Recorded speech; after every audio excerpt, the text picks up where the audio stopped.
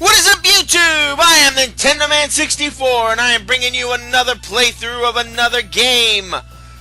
Oh boy, we're at a good one, guys. We are at a very good one. We are beginning our playthrough, our 35th Let's Play. This being part 1 of the Spyro Reignited trilogy. Holy guacamole, I have wanted to do a Spyro game for such a long time. And I am so happy that I'm finally able to do one for you guys. Holy guacamole. Long story short, Spyro is awesome. Spyro kicks ass. Spyro is amazing. Oh, my manny. Alright. As you can tell, the Spyro Reignited trilogy consists of 3 Spyro games. The original Spyro the Dragon, Ripto's Rage, and Year of the Dragon. Year of the Dragon, as many of you know, is my 3rd all-time favorite video game. But we're not going to play that one first because I would like to do at least one game in its chronological order.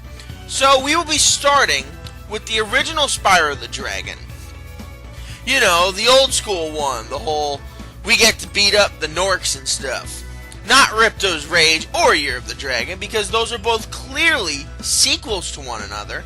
And that would just be wrong of me to start with sequels, like I did with Kingdom Hearts, because I figured my channel would basically only last a couple of months doing this crap. But apparently, I'm 35 projects in, and I am very excited to start Spyro the Dragon and all of the things that might go with those things. So, oh my god, let's get this started in the world of dragons, because of course. There's no other way I would like to have it than starting off with something as memorable as this. Alright, let's calm down. Let's get focused on the thing. Let's do this. Okay, rolling. It's been peaceful here in the 5 worlds, or is it 6? For a dragon's age. We now have 12,000 treasure, or is it 14,000? What about this Gnasty Gnorc character? Now, I understand he's found a magic spell to turn gems into warriors for his cause. I'll take that question. Gnasty Gnorc is a simple creature. Simple? He has been contained in a remote world and is no threat to the Dragon Kingdom. No threat? Besides, he is ugly. Ugly? That does it!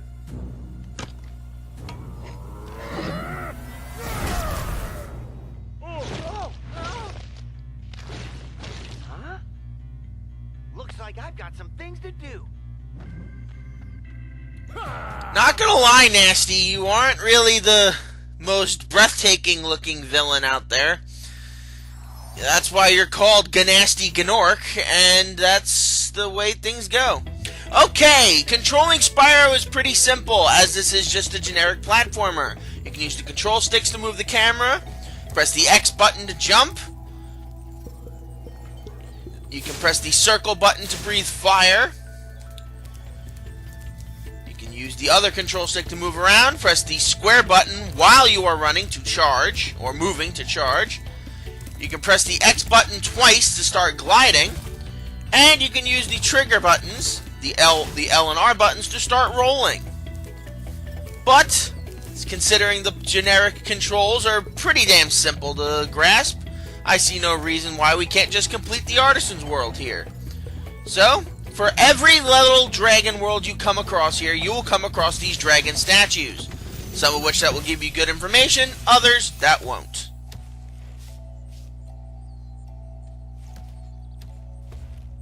Thank you for releasing me, Spyro. Free 10 dragons in the Artisan World, then find the balloonist. He'll transport you to the next world. What about Gnasty Gnorc? I'm going after him. Find dragons first. That's all I can tell you. There are a lot of dragons that we have to find and obviously recover. And in order to ensure and check your percentage each time you go through the game, you can basically check this guidebook here. Originally in the old games it was called an atlas, but we decided to make it the guidebook because that made sense with the whole arc of the franchise. Now, I say old games because, in case you did not know, these are remastered, HD remastered versions of PlayStation 1 games of the same name: Spyro the Dragon, Spyro Ripto's Rage, and Spyro the Dragon, you know? All that jazz. Each world has its own things that you can collect. The statues that you've seen, the dragon statues. There are also other things you can collect, such as dragon eggs, and most importantly, these gems, which are important for completing this game in terms of percentages. If you want to 100% this game, you have to collect every gem, free every dragon, and recover all of the eggs, as well as defeating Gnasty Gnorc himself. Now, I will be brutally honest with you guys after we free this dragon. Where's Gnasty Gnorc? I'll torch him. Keep your horns on, Spyro. You have much to learn first. Do you know what the dragonfly following you is doing? His name is Sparks, and he's helping and protecting you. Keep an eye on him and see what I mean. Actually, before I go into that, I can actually talk about this. The little firefly that is flying you is named Dragonfly, sorry, is named Sparks. Basically, what happens with him is he is your health meter. If he gets hit 3 times, he dies. Long story short. There are also skill points that were introduced that are in essence doing special things that aren't mandatory for completing the game, but are unique in terms of things that you could do for completionists. If you want to 100% the game, you could also do all of these to unlock special images and all that, storyboard designs for this remastered game. Because yes, it is a remastered game. Now, if you know me, and you've heard my story, I was not raised on Nintendo. While it is in my name, and while the majority of the games that I love nowadays are based off of Nintendo franchises, I can't say that is the truth of my origins as a young video gamer. My first systems that I remember were the Sega Genesis and the PlayStation 1. So I didn't really know much about Mario or Pokemon aside from the Game Boy games, of course. So I grew up with this, which is interesting. Here is the balloonist that previous dragon spoke about. If once you collect 10 dragons, you can move on to the next world, but I'm not going to be doing that. I'm going to be collecting as many dragons and eggs and gems as possible before we go on. There's another dragon over here, but I'm going to wait to unlock him, mostly because he is guarding the path to this world's boss fight. So I'd rather not trigger that immediately, so instead I'm going to be getting all of the gems and freeing all of the other dragons, such as this guy.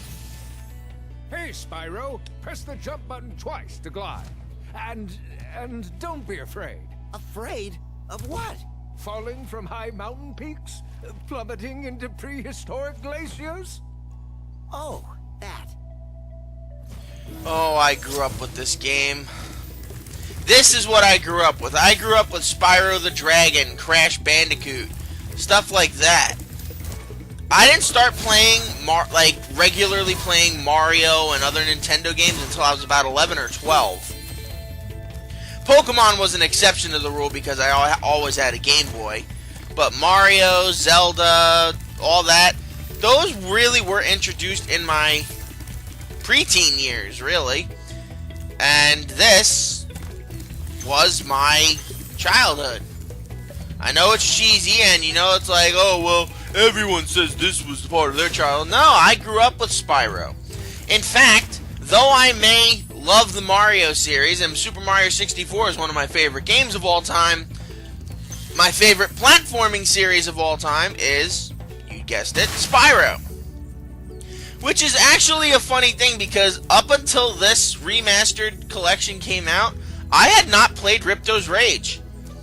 I had played Spyro, and I had played Year of the Dragon, which is weird because the majority of trilogies I had, I usually started with 1 and 3 and didn't end up getting the second one until much later, which is very weird. I think Lord of the Rings is the only one that I watched in order. I mean, Star Wars, I saw A New Hope and Return of the Jedi, then I saw Empire, but whatever, I digress. Alright, we are heading into our first of the Portal worlds. This is Town Square.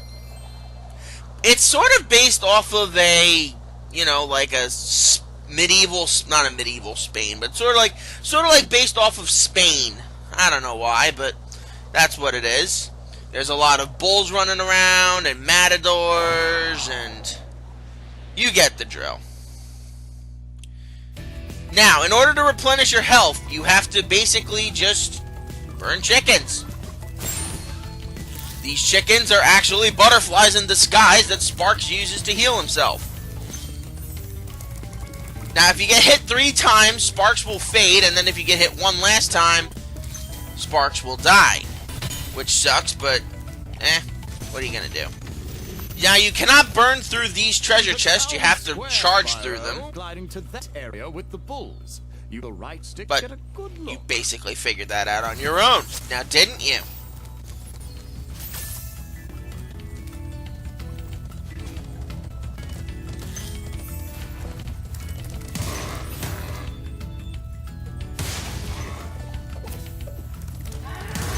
Yeah, the game will give you a lot of those tutorials randomly, so keep an eye on that.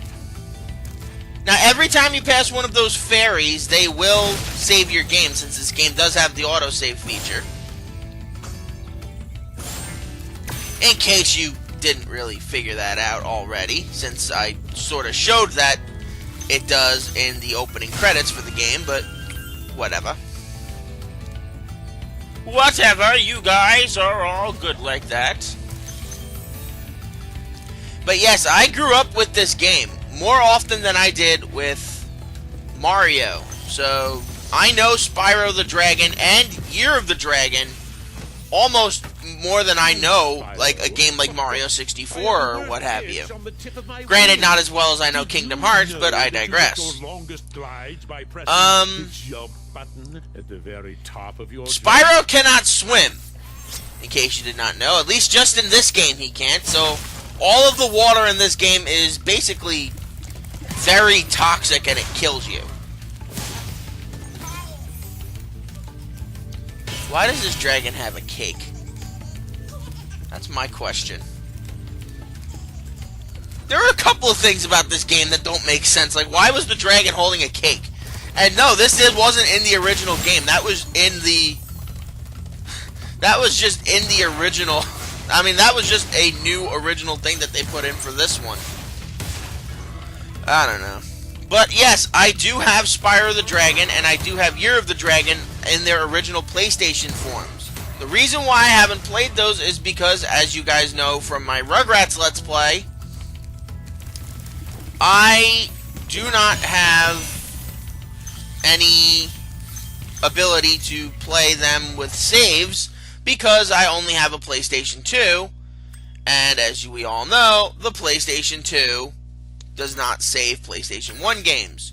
You'd have to do it on the PS3, which mine is working, but it's basically going to be put away soon because we're going to be moving, but so it's either that or we have to do a bunch of other things to do things, you know. Alright, so we're missing a couple of things here. We got a couple of dragons to get, and one of the eggs. But don't take my word for it. Let's go talk to this dragon and let him tell us all we have to do.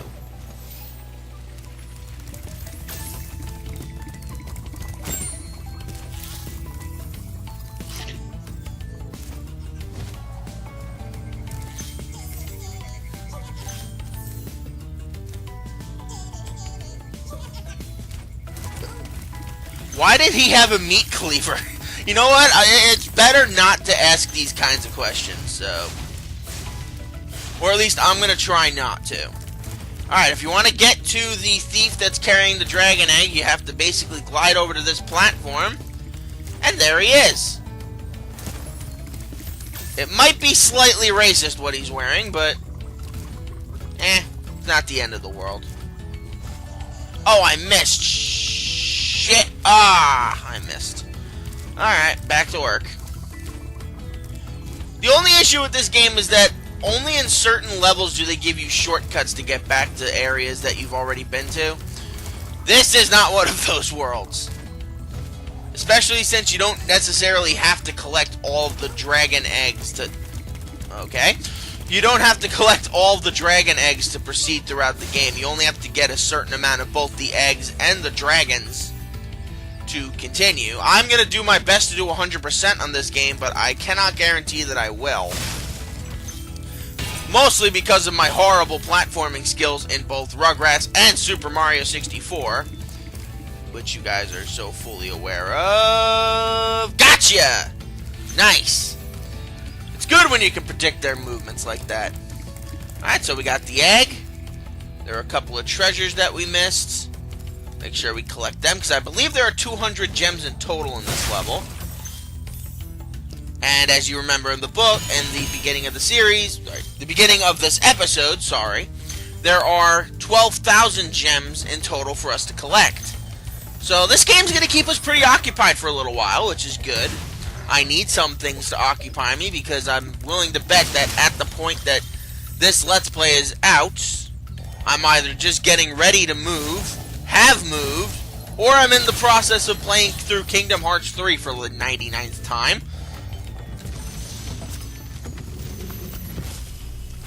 But there we go, we filled out one of the skill points. One of the skill points that you had to do is you basically had to gore these friggin' things, whatever they're called, the bulls, and get them knocked on their horns before burning them. You could just burn them and kill them immediately, but where's the fun in that?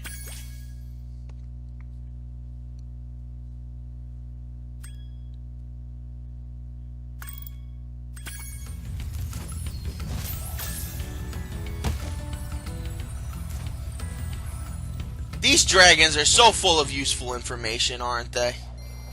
But yes, that is a level 100% completed. So the Artisan's World is one that we still have to get the dragon for. And only a handful of worlds left in total in the Artisan's World, so I see no reason for us to not keep going. 100%, bitches.